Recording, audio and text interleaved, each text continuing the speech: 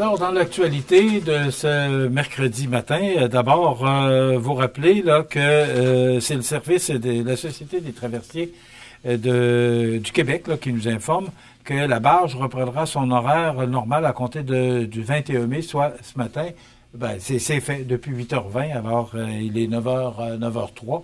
Alors, depuis 8h20 ce matin, la barge qui a repris son horaire. On sait que le Grue des Îles est en cale sèche là, pour peut-être encore 2-3 semaines. Alors, on vous tiendra au courant, là, mais pour l'instant, parce qu'hier, c'était pas tellement beau sur le fleuve, on comprend là, qu'on a tout simplement annulé les traversées. Donc, c'est repris depuis 8h20 ce matin. On a justement honoré plusieurs entreprises, 16 gagnants du gala Les Pléiades 2025. On est déjà allé et participé à ce concours, même IGA a déjà gagné un prix. C'est quand même parce que, oui, les gagnants sont tous de Lévis, mais s'il n'y en a pas d'autres régions qui se présentent, on n'y peut rien. Mais on s'est déjà présenté.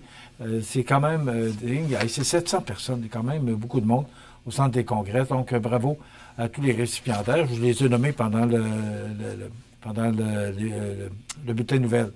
Le 5 juin prochain, Saint-Jean-Port-Joli vibrera au rythme de l'océan et de l'art engagé, alors que la cinéaste et chorégraphe Chantal Caron présentera enfin à sa communauté son court-métrage acclamé Marée Noire. Je vous invite fortement à participer à cette belle représentation. Fort de ces grands prix, 14 grands prix remportés à l'international, Marée Noire revient à la source, le fleuve Saint-Laurent, muse et moteur de l'inspiration de Mme Caron. Alors, ce projet est le seul au Québec à avoir été sélectionné par l'initiative pan-canadienne Créateurs Bleus qui soutient les œuvres artistiques engagées pour la protection des milieux marins. Donc, bravo à vous, Mme Caron, et j'espère qu'il y aura beaucoup de monde à votre représentation. Et c'est samedi, 24 mai, que le Jardin floral accueillera l'événement annuel Nature en fête, une tradition désormais bien ancrée dans le cœur des citoyens. Donc, on remettra des arbres, là, des érables rouges, des pins rouges et des pins blancs. Oui, on fait une fête autour de cet événement-là. Donc, ça se produit le 24 mai prochain, soit en fin de semaine. Et déjà, le 24 mai, en fin de semaine, ça passe vite. Le mois de mai qui passe très rapidement, puis pourtant, on n'est pas à l'extérieur, puis on a de la misère, la difficulté à planter nos fleurs.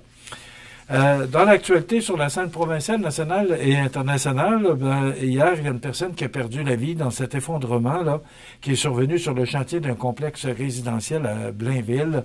Donc, c'est vraiment là, cet effondrement là, principalement dû à des fortes pluies, là, mais on va sûrement connaître d'autres. On dit qu'une paroi de soutènement servant à séparer la terre ferme et le site d'excavation s'est écroulé hier sur le chantier à Blainville. Donc, c'est sous la plume là, de Laurent Lavoie, Zoé Arcan et Maxime Delande du Journal de Québec. Là.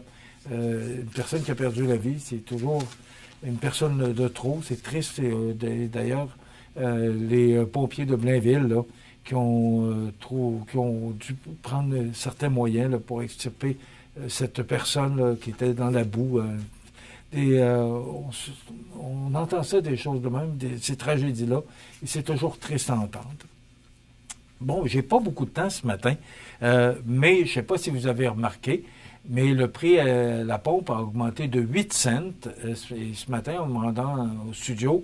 On est parti de 1,49 à 1,57, que j'ai pas remarqué partout, là, mais sur certaines pétrolières ce matin, je voyais que le prix affiché est d'1,57, alors qu'on dit que les Québécois, on en parlait hier dans un sondage, que les Québécois ne veulent plus, ou la majorité des Québécois ne veulent plus payer la taxe sur la taxe carbone.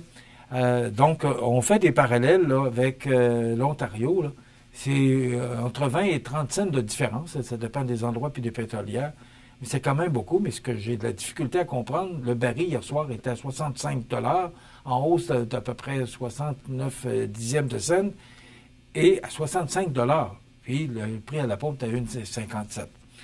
Et aussi, c'est sous la plume de Mario Dumont ce matin, nos impôts pour renflouer la faillite de Poste Canada. Je vous invite à lire cette chronique.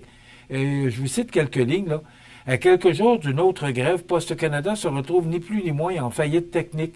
La société d'État peut émettre les payes tous les deux jeudis grâce à un prêt octroyé par le gouvernement fédéral en janvier.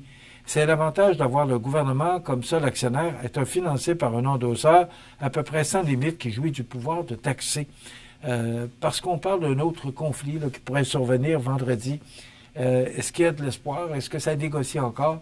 On le souhaite, mais Poste Canada doit subir une transformation profonde. C'est ce que Mario Dumont mentionne ce matin, une chronique très intéressante.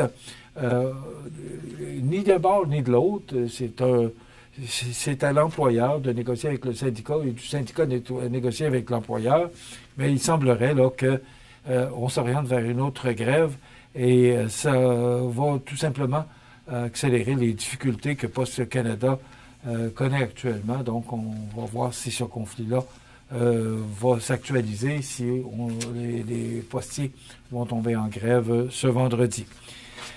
Maintenant, pour l'émission de demain, on reçoit Thérèse Boucher parce que c'est le Salon du livre de Lévis en fin de semaine. Elle viendra nous en parler. Elle-même est auteure. Et on va recevoir Sylvain Fauchon, qui est directeur de Promutuelle Assurance Côte-Sud, qui viendra nous parler de la possible fusion avec Promutuelle de l'Estuaire. Ça complète les avis de décès.